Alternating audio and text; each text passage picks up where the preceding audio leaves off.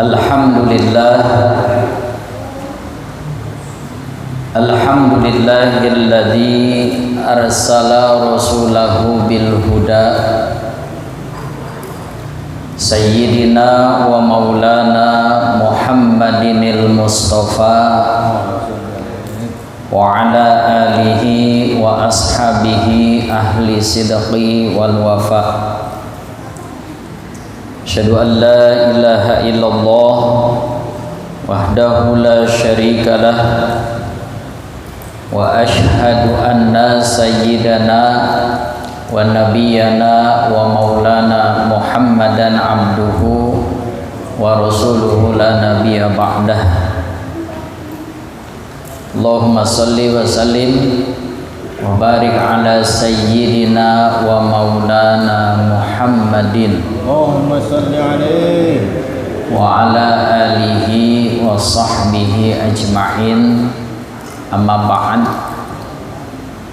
Qala rabbi shrah lana sadrina wa yassir lana amrina wahlul 'uqdatam min lisanina yafqahu qaulina. Puja dan puji syukur marilah sama-sama kita panjatkan kehadirat Allah atas semua nikmatnya yang telah diberikan kepada kita, sehingga pada malam ini alhamdulillah dengan nikmat Allah kita sama-sama dapat berkumpul di Masjid Thoriqul Huda dalam rangka tujuan kita tentunya untuk beribadah kepada Allah. Mudah-mudahan ibadah kita pada malam ini diterima oleh Allah menjadi amal soleh buat bekal kita nanti di akhirat. Salawat ma'as salam tak terlupakan, marilah sama-sama kita sampaikan kepada junjungan kita baginda alam Nabi besar Muhammad sallallahu alaihi wasallam. Tak lupa kepada keluarganya, para sahabat, para tabi'in, dan juga kepada umatnya hingga yaumul qiyamah. Yang saya hormati Ketua DKM Masjid Thoriqul Huda beserta jajaran pengurusnya. Yang saya hormati segenap para asatiz yang tergabung di dalam pengajian gabungan PMTBR, dan juga yang saya hormati para hadirin jamaah pengajian gabungan dan juga jamaah Masjid Jami Thoriqul Huda yang kumpul pada malam ini. Semoga Allah meridhoi perkumpulan kita, sehingga perkumpulan kita bisa menjadi penghapus dosa, bisa menjadi penurun berkah buat kita semua. Alhamdulillah, pada malam ini kita bisa bersilaturahim kembali di Masjid Thoriqul Huda, dan juga alhamdulillah pada malam ini saya dapat berkumpul dengan jamaah Thoriqul Huda yang pada malam Kamis kemarin saya mohon maaf, memang jadwal saya seharusnya saya nggak hadir karena mendekati maghrib saya masih ada di Pebayuran, jadi saya nggak keburu waktu. Kebetulan dari Majelis Taklim Nurul Iman kemarin saya menggerakkan donasi buat korban banjir. Alhamdulillah donasi terkumpul sekitar 1 mobil carry berupa mie instan, air, juga roti, susu dan lainnya. Alhamdulillah saya anterin langsung ke 3 titik: Cabang Bungin, Desa Sindang Jaya, kemudian Pebayuran, yang mana saudara kita di sana masih terendam. Bahkan di Cabang Bungin itu ketika saya sampai ke sana masih dada, dan mobil yang saya bawa tidak bisa masuk. Akhirnya donasi dijemput pakai perahu. Itu Pak ya. Jadi mendekati maghrib saya masih ada di Pebayuran, jadi nggak bisa hadir. Saya udah ngontek Pak Haji Herman, alhamdulillah. Jadi malam ini saya bisa hadir. Memang jadwal saya juga di pengajian PMTBR. Seharusnya jadwal saya kemarin juga malam Senin, kebetulan saya nggak hadir juga. Insya Allah. Jadi di PMTBR dan di Thoriqul Huda yang insya Allah saya mau bahas ini hancanya sama. Di PMTBR tempo lalu saya menyampaikan 5 hal yang perlu disegerakan, baru 3. Di Thoriqul Huda juga 5 hal yang perlu kita segerakan, juga sama, baru 3. Jadi pas nih, utang di PMTBR 2 lagi, ya utang di Thoriqul Huda 2 lagi. Insya Allah saya selesaikan. Mudah-mudahan di waktu yang tinggal 20 menit lagi selesai. Ya, insya Allah. Kemarin saya pernah menyampaikan dari Imam Hatim Al-Asam rahimahullahu annahu qala al-ajalatu minasyaiton. Bahwasannya Imam Hatim Al-Asam pernah mengatakan terburu-buru atau tergesa-gesa adalah perbuatan setan. Jadi kita nggak boleh buru-buru, nggak boleh tergesa-gesa, santai. Sebab dibalik terburu-buru banyak madarat, banyak ruginya. Kita kasih contoh, berkendara kita terburu-buru, pasti ada madarat, entah jatuh, entah nabrak. Dah, makan terburu-buru, keselak kita. Tuh. Pakai baju terburu-buru. Kadang-kadang kalau kata orang Cibuntu, bisa-bisa kancing ngendong. Ya, ngendong itu gimana? Bukan pada lubangnya. Yang seharusnya lubangnya nomor 1, dia masuk di lubang nomor 2. Tuh kalau buru-buru tuh, kan gak rapih urusan. Oleh karena itu Imam Hatim mengatakan, tentunya dari Rasulullah, kita dalam segala urusan tidak boleh terburu-buru dan juga tidak boleh terlalu santai. Jadi pertengahan. Kecuali kata Rasulullah illa fi khamsi mawadi'a, kecuali yang 5. Fa innaha min sunani Rasulillah sallallahu alaihi wasallam, karena itu adalah sunnah Nabi kita.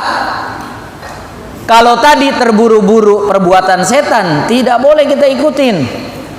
Kecuali yang 5. Kalau yang 5 mah kudu disegerain, harus diburu-buru. Kenapa? Karena ini adalah pegawaiannya Nabi kita. Kalau ini pegawaian Nabi, udah pasti ada manfaat, ada pahala. Tuh. Kemarin udah saya bahas 3. Yang pertama, it'amu dhaifi ida nuzila, menyegerakan menjamu tamu apabila itu tamu udah nyampe di rumah kita, apalagi dia mau nginep. Segerain tuh jamu. Kalau tamu datang, buru-buru dikeluarin. kayak jamaah Thoriqul Huda nih. Tuh. Ya udah nyampe kan jamuan depan kita karena banyak tamu yang datang. Pisangnya ada, jeruknya ada. Nah, berarti ini Thoriqul Huda, ilmu yang dulu sampaikan oleh Imam Hatim diamalin. Ya, diamalin. Yang kedua, yang harus disegerakan, nggak boleh ditunda-tunda adalah watajhizul mayyiti idza mata, menyegerakan mengurus jenazah, mengurus mayit idza mata, apabila itu mayit udah yakin jelas-jelas itu si mayitnya udah mati, udah meninggal. Buru-buru udah urus. Caranya bagaimana? Bil gosli, mandiin, kemudian watakpin, dibungkus, dikapanin, terus wassolati alaih, nyolatin, kemudian wadapni, nguburin. Ini yang 4 ya, ngurus mayit, mandiin, kemudian membungkusnya, mensolatkannya, sampai menguburkannya, itu harus disegerain. Kalau bisa mah jangan sampai ditunda. Kalau masih bisa jangan sampai ditunda, kecuali elat, nggak bisa ditunda, nggak bisa dimakamkan sekarang, harus ditunda besok, itu nggak jadi masalah. Contoh, meninggalnya malam-malam, hujannya deras, besok aja siap, ya. Atau meninggalnya malam-malam, jauh dari pekuburannya. Kalau seumpamanya dikubur harus turun gunung dulu, ya besok. Ya, atau meninggalnya malam-malam, di daerah situ banyak rawan binatang-binatang buas. Kalau keluar malam-malam bisa repot, bisa diterkam binatang buas, ditunda besok, nggak apa-apa. Kalau matinya atau meninggalnya masih siang, ya sekitar jam 4 atau asar, sampai dikuburinnya besok dengan alasan nunggu anaknya belum kumpul semua. Tuh, orang Cibuntu suka begitu Pak tuh. Anaknya belum kumpul semua, jangan dikubur dulu. Nggak boleh itu. Ya, semakin lama mayit berada di dunia, semakin tersiksa dia. Dah, anaknya jangan nunggu anaknya. Ya, kalau anaknya nunggu anaknya jauh. Apalagi anaknya ada di Nusa Tenggara Timur. Ya Allah, ya nunggu dulu. Tuh. Nggak boleh. Nah, ini harus disegera mengurus mayit. Yang ketiga yang harus disegerain, watazwizul binti ida balagot, ngawinin anak perempuan apabila udah balik. Kita punya anak wadon udah balik, kita punya anak wadon udah punya cowok misalnya, udah ada yang suka datang ke rumahnya atau ke rumah kita, bahasa orang Cibuntu udah ada yang lancongin. Itu jangan dilama-lama itu Pak, takutnya itu perempuan anak kita dan calonnya berbuat dosa, maksiat. Apalagi kalau duduk berduaan, orang tuanya kagak ada, udah pasti yang namanya pegang-pegangan, colek-colekan itu udah bumbu dalam pacaran zaman sekarang. Kalau nggak colek-colekan, nggak pegang-pegangan, rasanya gimana? Rugi. Datang lu jauh-jauh, ya, dari Kerawang datang ke Cibuntu, ya, sampai di Cibuntu nggak nyolek-nyolek acan-acan. Nah, itu bahasa orang Cibuntu kan begitu, ya, rugi. Karena kita sebagai orang tua kudu tegas, ya, kalau kita punya anak perempuan, ada yang datang ke rumah kita, jangan ditinggal pergi, tongkrongin di situ. Kalau perlu tanya tuh si anak lakinya, lu dari mana Tong? Dari Kerawang Pak. Mau ngapain di sini? Lancong. Mau serius apa kagak? Serius Pak. Kalau lu serius, cukup hari ini lu datang sendiri, besok lu datang sama emak sama bapak lu. Tuh. Tegas namanya kita, ya. Berarti kan kalau besok datang sama bapaknya, sama ibunya, benar-benar dia serius. Ya, agar tidak lama-lama pacaran, takutnya terjerumus kepada perbuatan maksiat. Gitu Pak, ya. Zaman sekarang udah ngeri banget. Ngeri kita. Tuh. Ya. Jangan pergi kemana-mana orang tua kalau ada yang lancongin, tongkrongin, duduk bareng. Ya. Jangan kayak orang dulu. Ada lancongan malu. Yuk bagian biar jongjon, kita ke warung dulu. Dah, ya. Ditinggal si anak berdua, masya Allah setan datang. Kalau setan udah datang, ya apa yang terjadi? Maksiat. Kalau si anak udah maksiat, yang kebagian dosanya bukan cuma si anaknya, kedua orang tuanya kebagian dosa, bahkan tetangga di lingkungan sekitar rumahnya pun kebagian dosa. Apalagi kalau sampai berbuat zina. Kalau berbuat zina, ke depan rumah 40, ke belakang rumah 40, ke kanan kita 40 rumah, ke kiri kita 40 rumah, kebagian dosanya semua. Tuh. Itu tetangga tuh. Yang disebut tetangga 40 rumah ke depan, 40 rumah ke belakang. 40 rumah ke kiri, 40 rumah ke kanan. Itu tetangga namanya. Kan banyak dosanya. Makanya pantas banget kalau ada orang pacaran berdua-dua, tuh warga ngegerbeng, suruh kawin. Bagus, berarti warganya peduli. Tuh. Iya. Jangan diantepin aja ada orang pacaran. Ya. Kita jangan sampai dia yang enak, kita kebagian dosa. Gitu kan? Dia yang enak-enak, dia pegang-pegangan, usap-usapan, ya. Dia enak, kita dosanya kebagian. A'udzubillah min dzalik. Karena kalau kita punya anak perempuan begitu, Pak. Ya, punya anak perempuan sulit banget, susah banget. Kenapa? Perempuan makan masya Allah. Ya, dalam Sapinah juga auratun nisa ya fi ghairi sholati jami'u badanihi, katanya begitu. Auratnya perempuan di luar sholat semua badannya, semua badan itu aurat. Berarti kalau seumpamanya aurat itu kelihatan, dosa itu si perempuan. Rambut kelihatan, perempuan dosa, yang ngelihat juga dosa. Bapaknya di rumah kebagian dosa. Tuh. Perempuan betisnya kelihatan, perempuannya dosa, yang ngelihatnya dosa, bapak sama emaknya di rumah kebagian dosa. Tuh. Ya Allah. Apalagi zaman sekarang mah Pak, bukan cuma betis yang kelihatan. Ya. Bener kan? Ustadz, kan ditutup semuanya.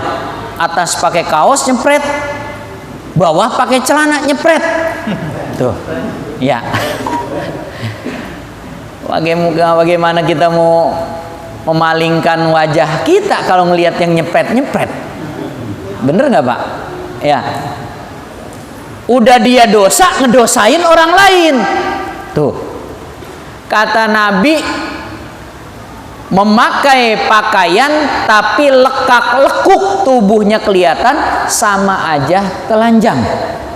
Berarti buat perempuan yang pakai baju ketat, celana ngetat, mending telanjang aja. Mending telanjang, sama aja dosanya kok Pak. Ya.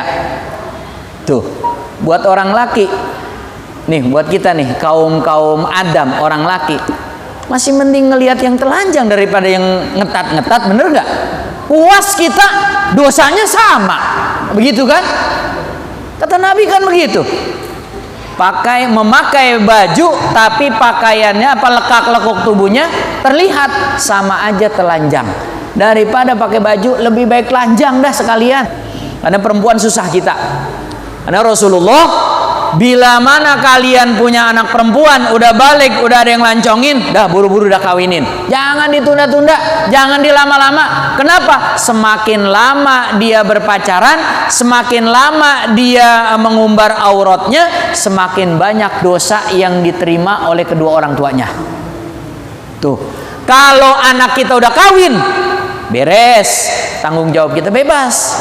Bila mana anak kita yang udah kawin berbuat dosa, yang kebagian dosa adalah suami. Bapaknya insya Allah terbebaskan. Kenapa? Karena yang wajib mendidik istri itu adalah suami. Paham gitu Pak ya? Nah, ini harus segerain. Yang lain kalian boleh santai, tapi yang 5 ini kudu cepet. Ngejamu tamu, ngurus mayat. Yang ketiganya ngawinin anak perempuan bila mana udah balik. Nah, yang keempat masuk nih. Ya, itu kan udah kita bahas semua, cuma pengulangan aja. Yang keempatnya, kata Nabi, terburu-buru, tergesa-gesa adalah perbuatan setan, kecuali yang 5. Yang keempatnya apa? Wa qada'u daini idza wajaba. Bayar utang apabila udah mampu buat bayarnya. Tuh. Punya utang nggak kita? Punya nggak? Punya. Ya. Bapak udah, ya di sini kita yang namanya manusia, ya hampir semua dah yang namanya punya utang mah, betul nggak Pak? Iya. Tuh, motor yang kita kendarain kadang-kadang boleh utang. Ya. Mobil yang kita pakai kadang-kadang boleh utang. Bener nggak? Kita punya rumah kadang-kadang suka minjem sono, minjem sini, utang juga. Nah, pokoknya yang nama manusia mah utangnya ada dah, walaupun kecil juga, betul nggak? Yang kata Nabi, walaupun kecil, tetap aja utang. Nah, kata Rasulullah Shallallahu Alaihi Wasallam, bila mana kita udah mampu buat bayar utang, buru-buru bayar. Jangan ditunda-tunda. Orang kan begitu Pak.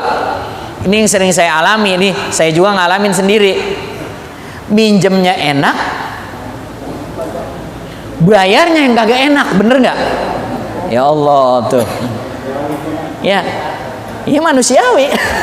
Ya, ini kayak kita aja nih minjem, duh enak banget nih. Giliran udah ada duit buat bayarnya, kadang-kadang kita sayang.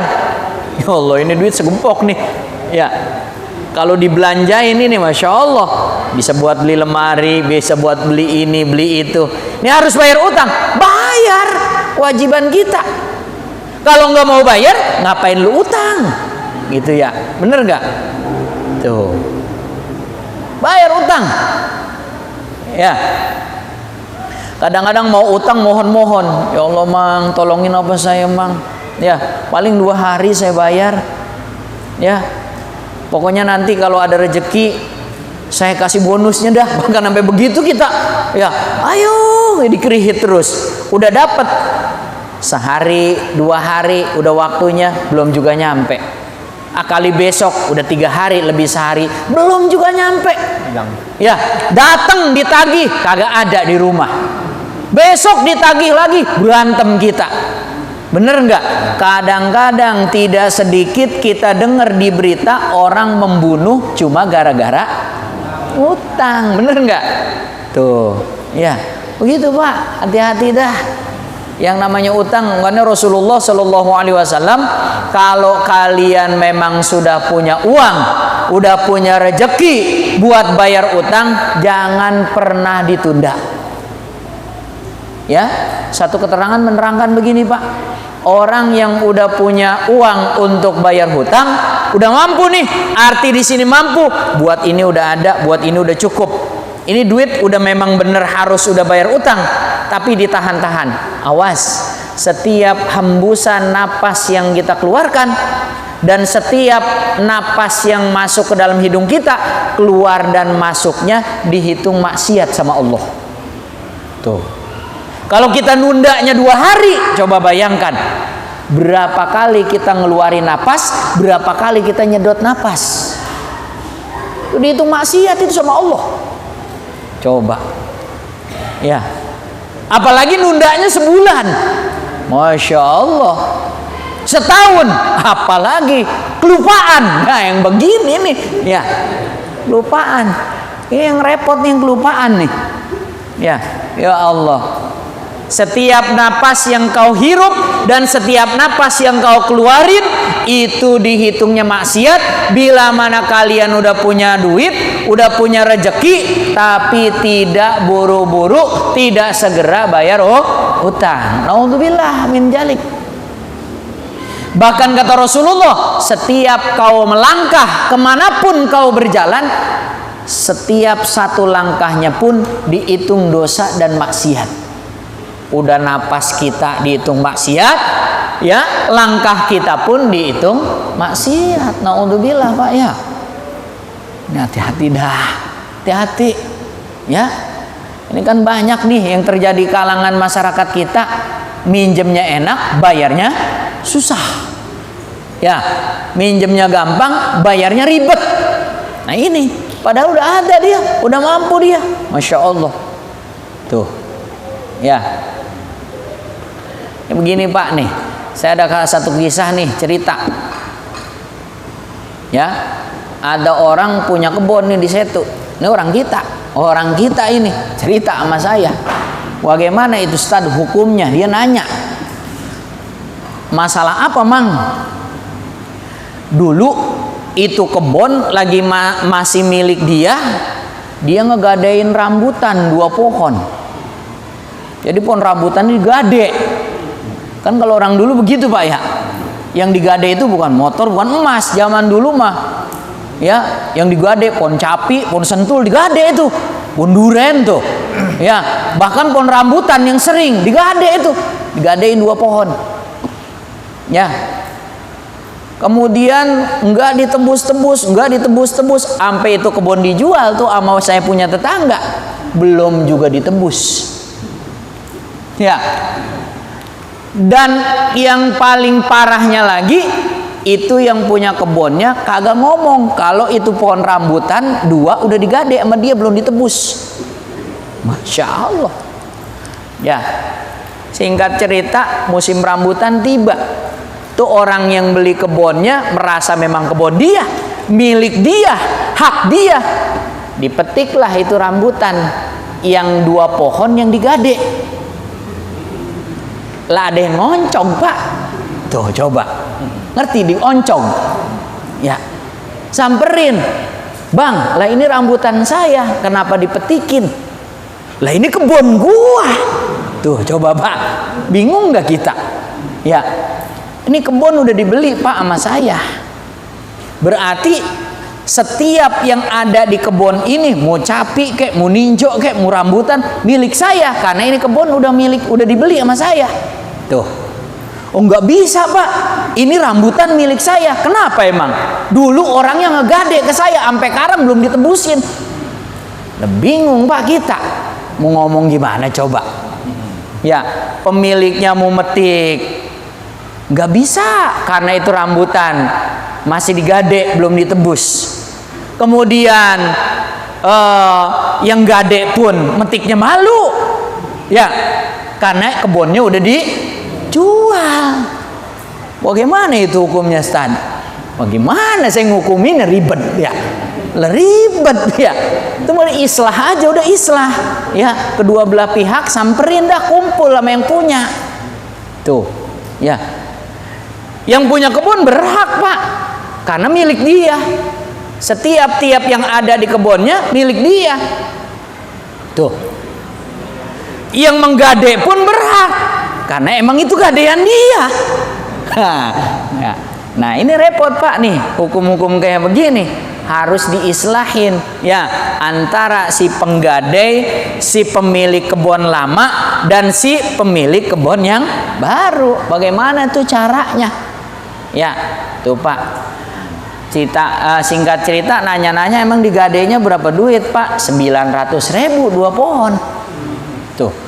Dulu Bapak ini jual kebun berapa? 60 juta. Lah ilah orang ditebusin. Ya. Kan begitu ya, bingung kita.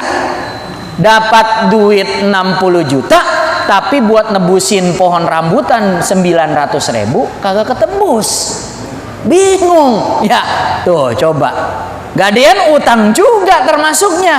Kenapa nggak disegerakan? Nah ini Pak, masalah-masalah begini sering terjadi ini di masyarakat kita. Ya, Padahal Nabi pernah mencontohkan zaman dahulu, ya, ada dua orang nih, dia jual kebun. Si A jual kebun kepada si B. Berarti itu si si B udah berhak memiliki kebunnya. Suatu ketika kebun digali sama si B yang udah dijual ke dia, digali, tuh ada emasnya. Si B bawa itu emas kepada si A. Bang, kemarin saya ngegali sumur di kebun yang abang jual. Di dalamnya ada emasnya. Nih emas saya kasihin ke abang. Kenapa? Karena ini emas bukan milik saya. Saya mau beli kebunnya doang. Adapun emasnya mah milik abang. Tuh Pak, orang soleh mah begitu ya. Orang soleh itu, ya. Iya, kalau orang kita mungkin kagak soleh, mau lagi dikasihin, ya. Bagaimana jawaban orang yang soleh satu lagi? Ini ceritanya antara dua orang soleh ini, Pak ya. Si A, B, saya mau udah pasrahkan ke ente. Ini kebun udah saya jual ke ente. Ya, pokoknya yang ada di sini, mau apapun itu udah milik ente dah. Ya. Akhirnya tuh torong-torong, enggak, ini milik kamu, saya beli kebunnya doang, emas bukan milik saya.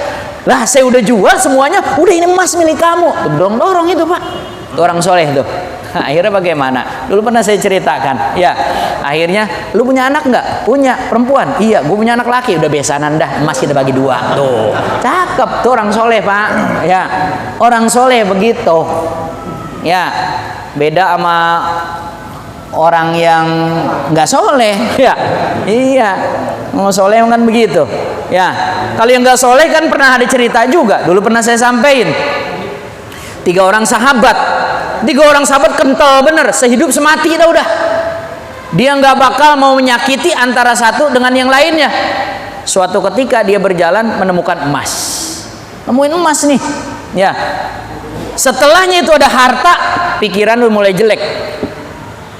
Bagaimana ini emas kalau dibagi 3, kita kebagian sering sedikit nih. Ya, itu di hatinya udah punya pikiran begitu. Yaudah, mikirin emas capek. Sekarang beli nasi aja dulu. Ya, udah lapar. Emas nanti habis makan baru kita pikirin lagi.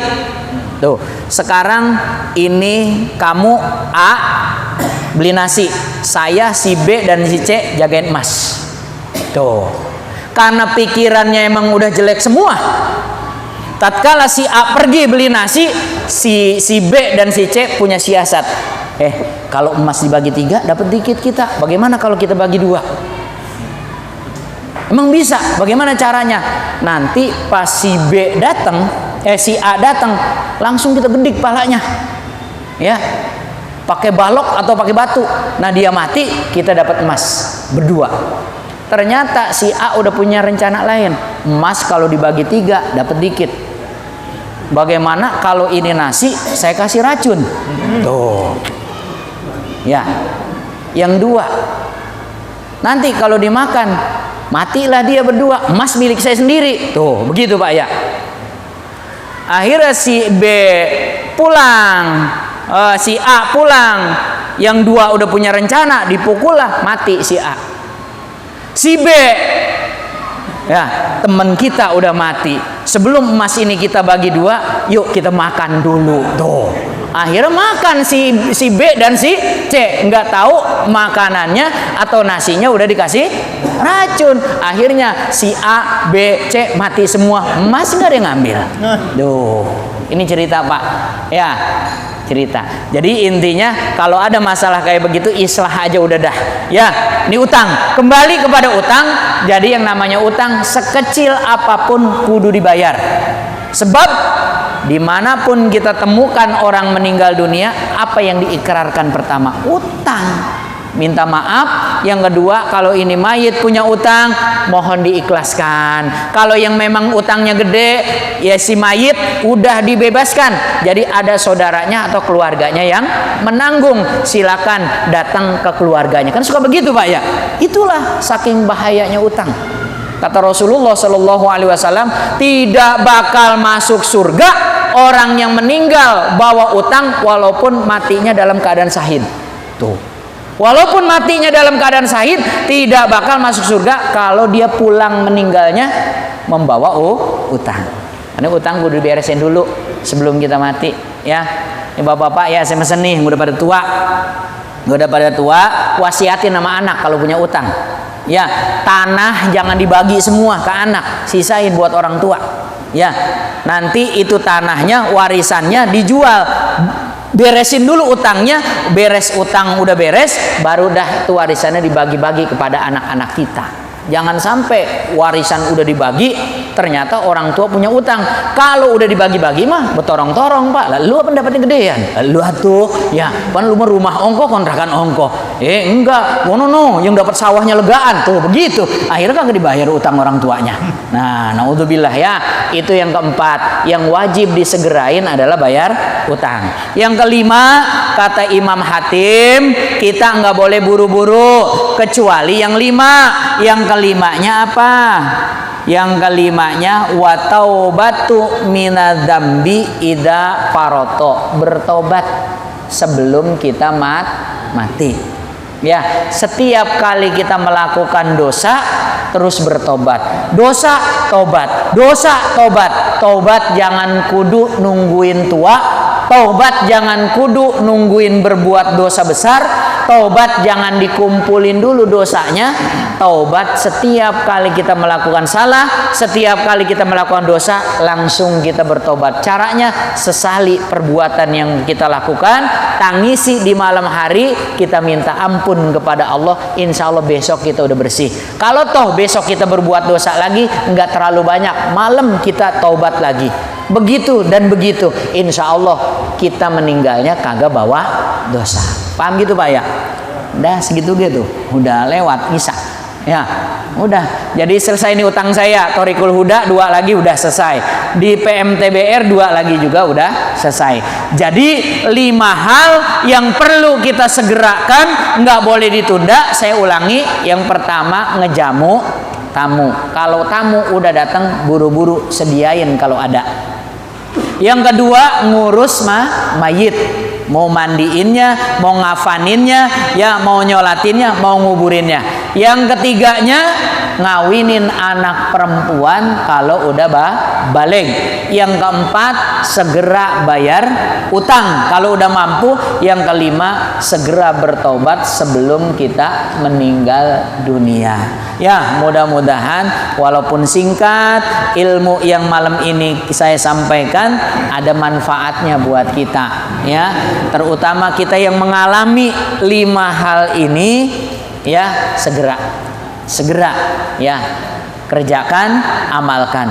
Mudah-mudahan taklim kita pada malam hari ini membawa keberkahan buat kita semua. Amin ya robbal alamin. Itu aja yang dapat saya sampaikan. Mudah-mudahan sekali lagi saya berharap kita senantiasa selalu diberikan kesehatan, diberikan panjang umur, dikuatkan iman dan Islam kita, dan mudah-mudahan kita selalu diberikan keistiqomahan oleh Allah di dalam ibadah sampai dengan akhir hayat kita. Amin ya rabbal alamin. Al-Fatihah.